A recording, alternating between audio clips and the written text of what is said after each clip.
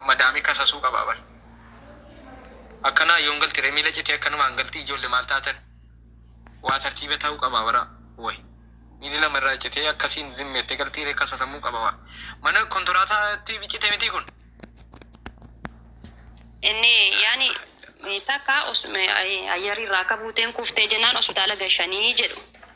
Jedhe abbaa manaan ishee hospitaala galtee ayyarirraa buutee kuftee hospitaala gashanii gara opereeshinii gochuudhaaf naan jedhani malee akka miilli irraa cite hin beeku jedhe. Kanaafuu wanta kana biiroo biyya kana lakkoofsa isaanii tiishartii isheerra hin jira lakkoofsi. Hospitaalli beeka ragaan hin baatu ture wakilinaa utuu kenname. Maali wakilinaan kennamu ree eessa namni naannoo keessanii hin jiru? Jechuun namni maatii itti siqu naannoo keessanii gaafa hin jennu nama maatii wal beeku. Jechuun gargaarsuma.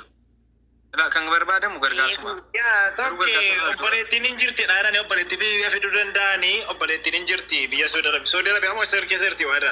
Nama wakilinaa falmoo jechuun kooti. Suudii kana jedhu. Yaa obboleettii wakilinaa bakka bu'uu hin dandeessi maaliif itti gaafatamummaa bakka maadhaaf abbaa buutee obboleettii fudhachuu hin dandeessi gattiidhaa fi obboleettii fiduu hin danda'ani beektaa. Lakkoofsi biiroo illee hin jira gattiidhaa fi biiroo illee itti didu. Wakilinaan hin jedhaa dusii galeera waan ta'e. Nama bakka bu'ii isaanii jattiirratti hirmaachuu danda'u jettee achirratti itti dhiyaachuu danda'u jettee tumeeti. Waraqaa qabdi isin biyya kanatti waraqaa firii qabdi. Karaa mangistii dhufte mini kan karaa seeraadha. Karaa seera qabeessaa dhufte. Kontoraataa dhufte. Afaan beekti sirriitti.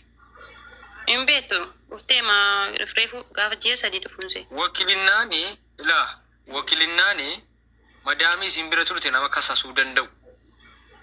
Jechuun akkamitti miilli cite amma maallaqa guuramee zimmeettee galuu osoo hin taane nama kasasuu danda'u jechuu kooti akkamitti si biratti miilli cite maalirra sababni si galee nama afaan beeku nama dubbii danda'u wakilinnaa maatiin kennachi booda gargaarsatti darbama maatiin waan kana dhaga'uu qaban seera gaafachuu qabdu mucaan bar miilaa bar waan qoosaa miti jireenya bar miilli lama akkamitti cite zimmeedhamee hospitaala keessaa gargaartee hin baaftu hin kennu hospitaallutu amma hospitaala man kennu wakilinnaan dhufu malee hin kennu hospitaalli. Yoo wakilinaa hin kennamne wanti dhufu hin jiru jechuudha. Sigalee? Eenyutu dhageeffu? Eenyutu bakka bu'ee fuudha? Madaamiin sun dhiyaachuu qabdi. Madaamiin ani hin beeku jette. Dhageeffadhu. Qoyika. Madaamiin ani hin beeku jettee seeraan qabamuu qabaa jechuudha wanti kun. Kanaaf immoo nama afaan beekan ilaa gargaarsa jibbuu miti. Ofii kiyyaa gargaaree dhiisuu danda'an gaayyaa'utu nama dhabe. Amma rabbi natti beeke kennee. Garuu sana dursa ulaagaa sirreessuu barbaachisa. Madeen gada mucaa mana biibaalatti jalqabanatti mani. Ulaagaa waliin dhaanii fixanii booda keessa maal. Galchaa obboleettee. Amma wanti sirraa hin jiru rakkoon qabu isa wakilinaa mucaan waa maatii waliin haasoftee yeroo biraa sitti deebitee sitti muu dandeessi gattiidhaaf nama bakka buufattee dhufte yeroo biraatti gastii gashiteeti. Wakilinaa namatti miti jeetti. Jeetti wakilinaa namiti. Iya, nama afaan akka biyya kana haasa'u ta'uu danda'uudha qaba. Iya, amma fiduu dandeesse jechuukooti amma maatii haasofsiiftee. Iseen waadha jechuukooti. Qoyka obsi waan asitti obsi. Asitti fiduu miti wantichi maatiin qoy. An gargaarsaatti itti hirmaachuu danda'a. Maatiin waraqaa gandarraa barreessa. Gandarraa aanaarraa godinarraa hanga federaalaa dirasii barreessa bakka bu'aa. Bakka bu'aa hanga federaalaa zimmeedhamee waan noormaalitti ta'u miti jechuu barbaadeeti. Maal hin beekna bara waan kana sirriitti hin beeka amma mucaa tokko kaleessa fa'aa feesbuukarra kan du'e wayii maxxansee namni na jalatti kolfa jechuudha. Horiin du'e jedhe maatii hirrifata jechuudha. Mucaa konkolaataan ajjeese tokko. Wakilinnaan namni falmu namni madaamii sana kasasu jiraachuu danda'uudha qaba. Maallaqan bu'uun amma gargaarsattoo seenne waan furmaata hin qabne faayidaa hin qabu. Garuu sun tartiiba ta'uu qabaadha gaaffiin koo jalqaba. Dhiigni mucaa kanaa gannamee hin badiniidha. Rabbis ijoollee keenya silaa baala mukaan nu jalaa godhee fixe. An amma sirra taa'ee gargaarsuu danda'a. Garuu waan furmaata hin qabne anatti illee waan booda komii kaasu hojjechuu hin barbaadu. Maatii wakilinnaa nama kennachuu danda'u qaban wakilinnaa tokkummaa miti kan kennu. Wakilinaan isheen obboleessas yoo ta'e. Wakilinaa namiti ka kennu bar.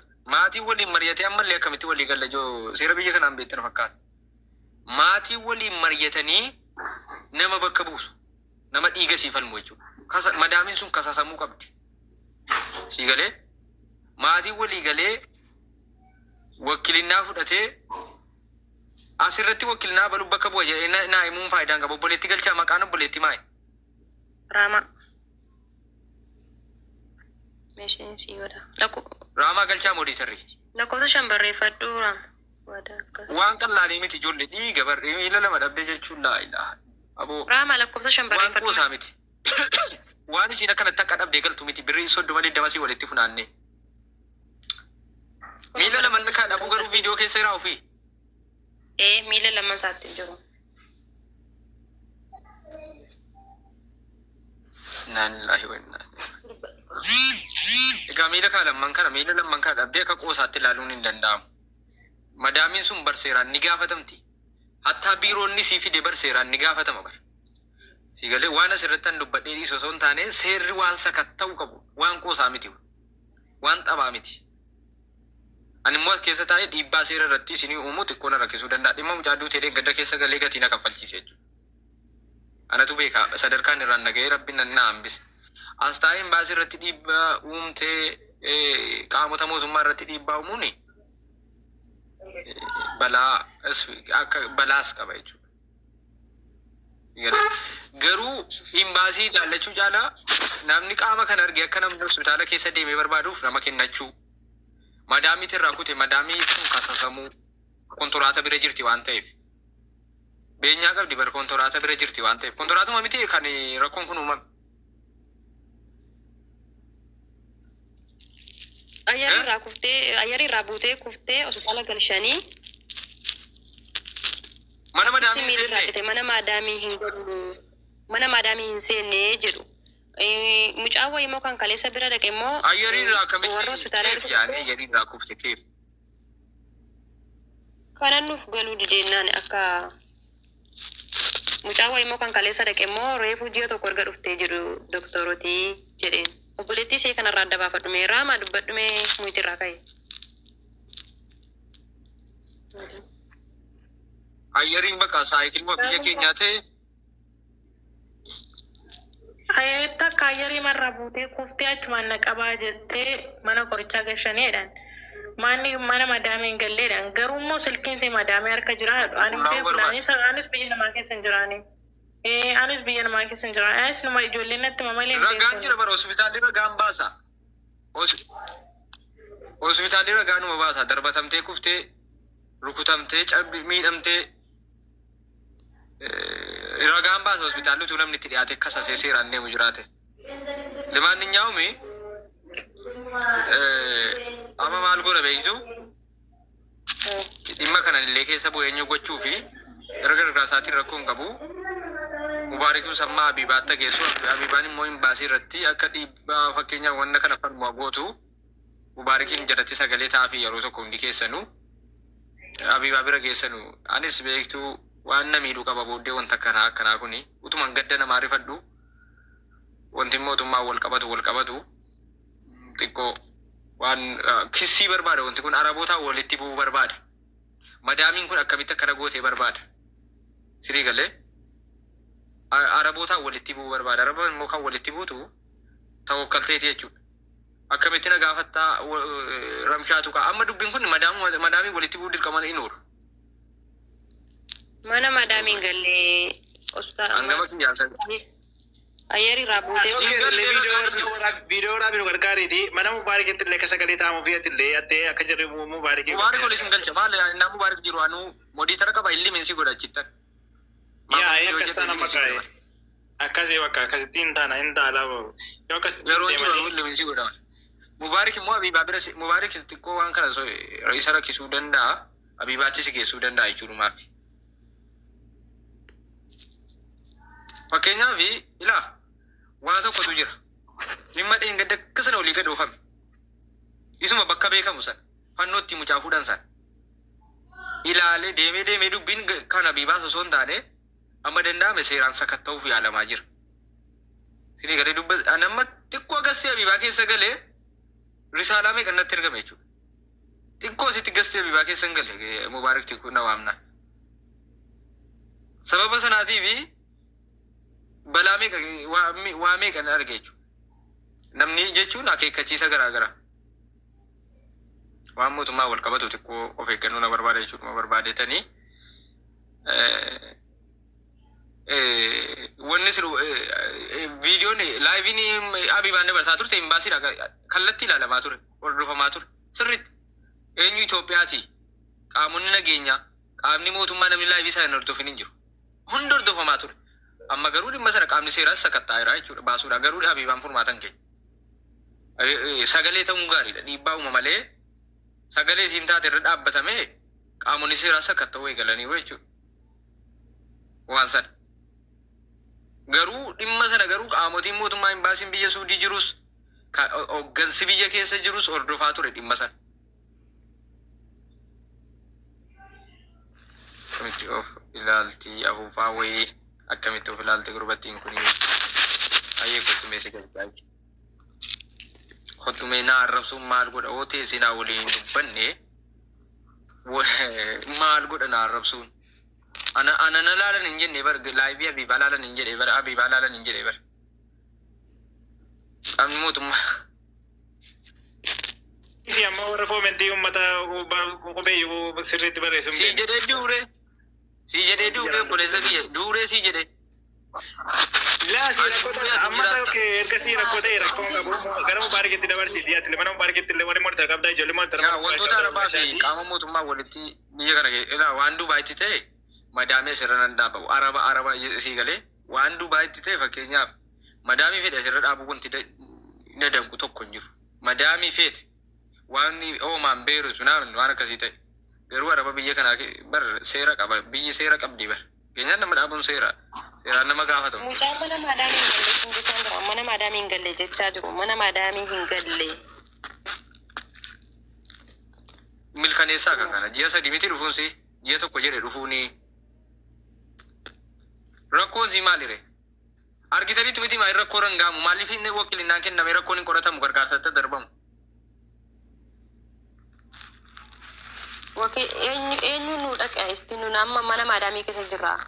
Nama beekisan nu qabdanu fakkeenyaan nama namatti dhiyaatu nama beekisan gaafan siin jedhu nama isinitti dhiyaatu hin qabdani naannoo keessanii. Nama siin beeku.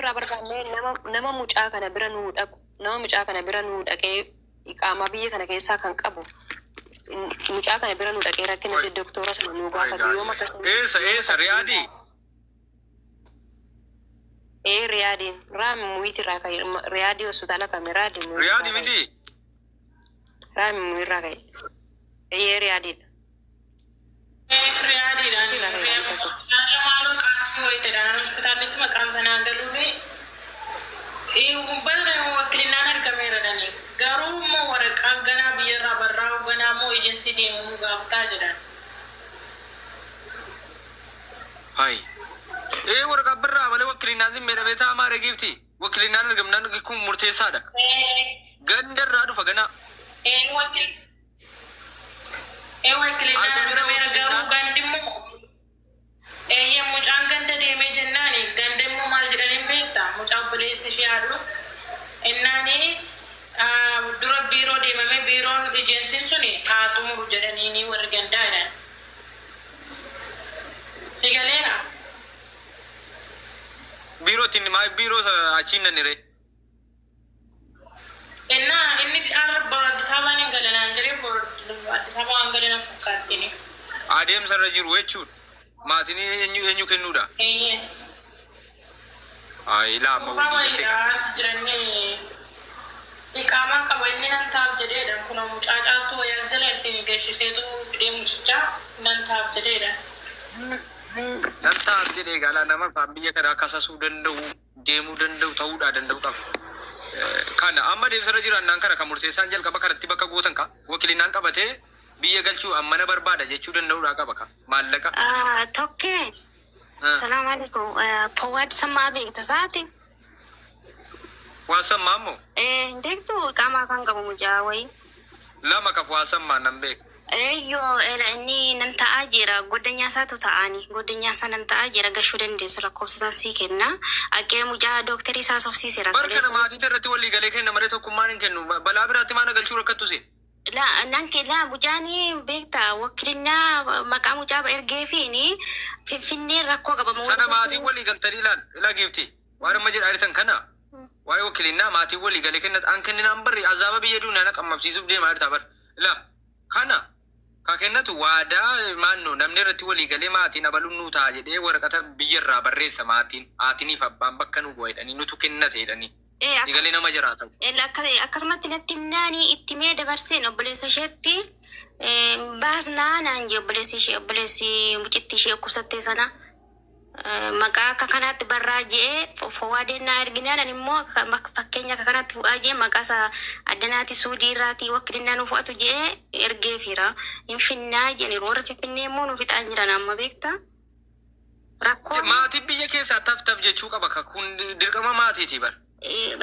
Maatiin atuma taf jedhanii yuuti tokkee daalalaa fi biiroon suni bucaa kana oksuu barbaadu beektaa biiroon Itoophiyaa fi daalalaan walii galanii oksuu barbaadu beektaa waa afaan meeqa argamte mitiire maa biyyoo waraabameetti ergama argamte mitiire argamteetti argamtummoo argamte balwe ilaa waayii tokkotu jira dhimma dheengaddaa sana caala dhimmi dhokkase tokko hin jiru reenfa ishee awwaalchisan garuu amma seerri kokkee qabee jira sana jechuudha.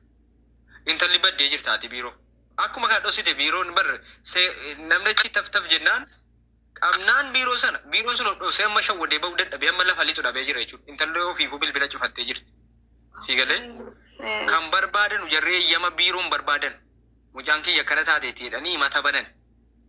Inni kan dhimma waan kana hojjetutu jira. In kadhatan biiroo wanta gaafatamu tokko hin jiru biiroon isa siitti natti ragaasu jira. Biiroodhuma sana hima isaa irratti bar. Siigalee namni seera akkaataa seeraatti hin deema akka isin hin galu beektaa amma akkanatti.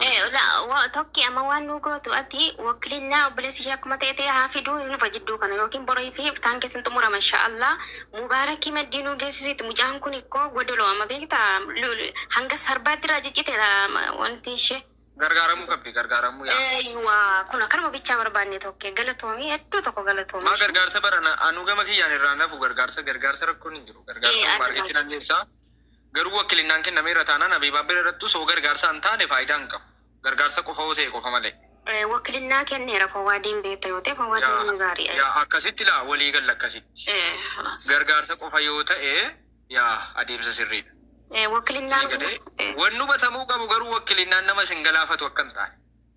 Fawwaadii firaa fide kaa fawwaadiin goddanyaa kooti beektaa fawwaadii sammaa. Goddanyaa tokko waasammaa kun fawwaadee ta'e badaa maal rakkoon qabu. Lakkoofsa keeyyuu naa ergeera goddanyaa mujaa wayii tokkoyyuu si beeka ijoollee si beektu tokkee. Akimiin hin faa beektu akimiin hin beektu. Ani laasa wakilinaa sin kennaa. Isa wakilinaan natti yaadan kennu hin qabu maatiin malaallata waan ta'eef gargaarsa immoo ofii kiyyaallee mubaarikillee akka itti hirmaatu nan godha gargaarsa. Gargaarsa rakkoo hin qabu. Maallaqa ofii bortaa kiyyaayyuu baasee nan gargaara kan. Ani waan akkana gargaarsa waan akkanaa nan jaallaan maaliif beektaa?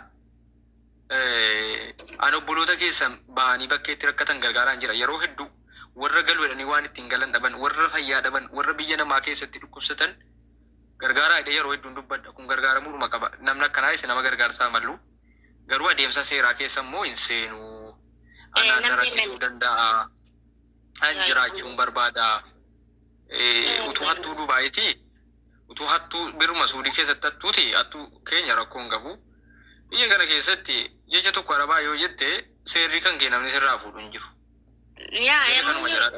Mucaa yoo gashuu didanii bareedan beekna seerri biyya kanaan beekama beeknama hundi keenya Suudii jirra. Seera qoosaa miti akka namni bakkee taa'eetiin maamu miti jechuudha. Abbaan minetu. Galatoomi tokkeeshi. Anillee akka balaa keessummeessu barbaadu akka namoomaatti immoo mubaarik hosa gantaanuu qabetti mannee akka namoomaatti nama gargaarsisaa ofii kiyyaallee gargaara nama gargaarsisee miisu. Galatoomi tokkeeshi. Nuu qabe immoo inni dabalataa immoo mana nama kamiyyoo geessitan wakilinaa isin jalaa wakilinaa kennataa jirtu ta'e waa'ee haqashee dhiisaa ammaa. Wakkiliinuma sana qofaan furmaanni kan argachuu dandeessan. Wakkiliinicha cimsuu malee furmaanni kan argamu sagalee abbaan fedhe ta'e waa isin jedhaa balleessa wakkiliinnaanis irrifata keessaa ba'a gaafa dubbiin dhan keessaan baasiniin jedha. Ammaaf gargaaramuu qabdii xiyyeeffannoo wakkiliinnummaaf dhiisaa waa'ee haqasii barbaadu wakkiliinnaa sana jabeessaa piroosesii barbaachisu dafaa xumuraa ka biyya keessaa. Ashin xumuraan tu abshir inshallah.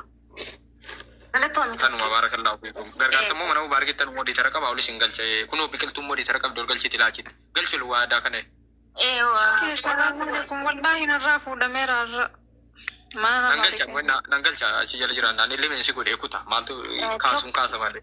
Afachiti tokkee ani lakkoofsa keetiin haa isiin jee suura gucaarra sitti ergeera waattisaappiitiin mee ilaali. Waan madaanatti hin ergin ani rafeen bulu madaanatti hin ergin waan cite wayinatti hin ergin. Waan madaamada wallahi billahi. Ani nyaadhu dhugu waan madaamada arginaan natti hin ergin. Jaalladhu gara jabummaa addii kanaan qabu. Waa biraa irrattoon gara jabaadhe miidhama namaa nama dhiigu laaluun jaalladhu. Amma nama ijoollee dhiiga faarii funyaaniin ba'u gaafa natti ergitu dafeen ofirraa biloo kan. An jireenya inni barbaadan jen danda'u laalu. Waan kanaa natti hin erginaa warri dhiiga natti ergitan dhugaa rabbii isin keessummeessu hin jaallulleedha. Laa dhiiga miti kun beektaa dhiiga miti kun. Madaanuma ta'e tokko natti hin ergin. Amma yuudhanna keessaa akka waa isin ergite surruurna jedhaa jira. Nan sodaadhaan bakka garaan nan danda'u. Dhugaadha.